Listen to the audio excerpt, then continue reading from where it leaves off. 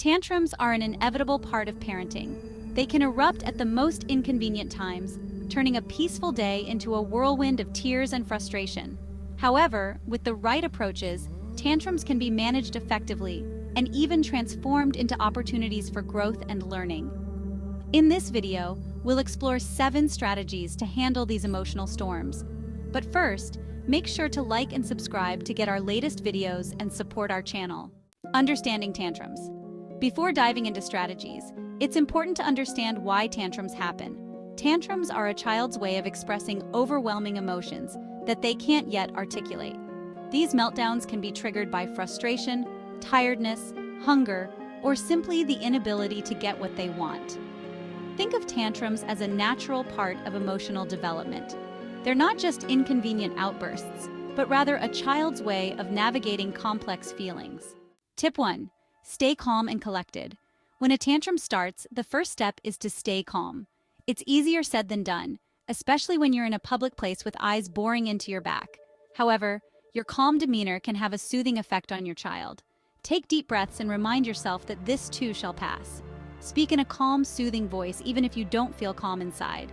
Imagine you're an actor in a scene requiring immense patience. Channel your inner Oscar-worthy performance to keep your cool. Tip 2. Acknowledge their feelings. Children need to feel heard and understood. Acknowledging their feelings can help de-escalate the situation. Use phrases like, "I see you're really upset right now," or "I understand that you're frustrated because you can't have that toy." This validation can help them feel understood and less alone in their feelings. Be prepared for dramatic displays of emotion that rival any soap opera. Your role is the empathetic listener who doesn't flinch at the theatrics. Tip 3. Offer choices. Giving your child some control can help them feel empowered and reduce the intensity of the tantrum. Offer simple choices that lead to the same end goal. For example, do you want to put on your shoes first or your jacket? This shifts their focus and gives them a sense of control. Be ready for some creative responses. If they insist on wearing shoes on their hands, try to redirect with humor and patience. Tip 4. Distract and redirect. Sometimes, distraction is the best tool in your parenting arsenal. Redirecting their attention to something else can quickly diffuse a tantrum. Point out something interesting nearby, start a silly game, or offer a favorite toy. Distraction works wonders with young children. You might find yourself singing silly songs or making funny faces in public. Embrace the silliness. It's all part of the job. Tip 5. Set clear and consistent boundaries. Children need to know what behaviors are acceptable and what aren't. Setting clear and consistent boundaries helps them understand the limits. Be firm but gentle when setting boundaries. Explain why certain behaviors are not okay and offer alternatives. For example, it's not okay to throw toys. If you're angry, you can tell me instead. Expect some pushback. Your child might test the boundaries with impressive persistence. Stand your ground with a mix of firmness and humor. Tip 6. Practice patience and empathy. Patience is a virtue, especially when dealing with tantrums. Empathizing with your child's feelings can help them feel supported. Get down to their level and make eye contact. Show empathy by saying, "I know this is hard for you," or "It's okay to feel sad." Channel your inner Zen master. Picture yourself in a tranquil garden, finding your center amid the chaos.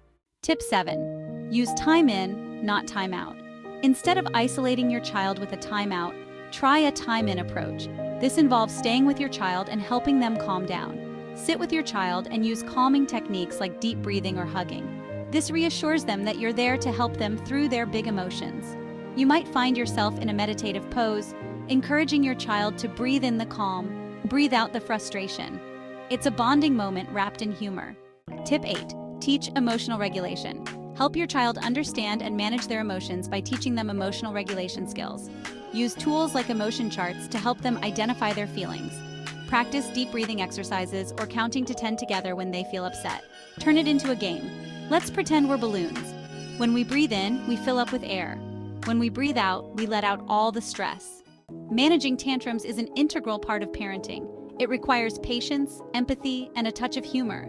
By staying calm, acknowledging feelings, offering choices, distracting, setting boundaries, practicing patience, using time-ins, and teaching emotional regulation, you can turn tantrums into valuable learning experiences for your child.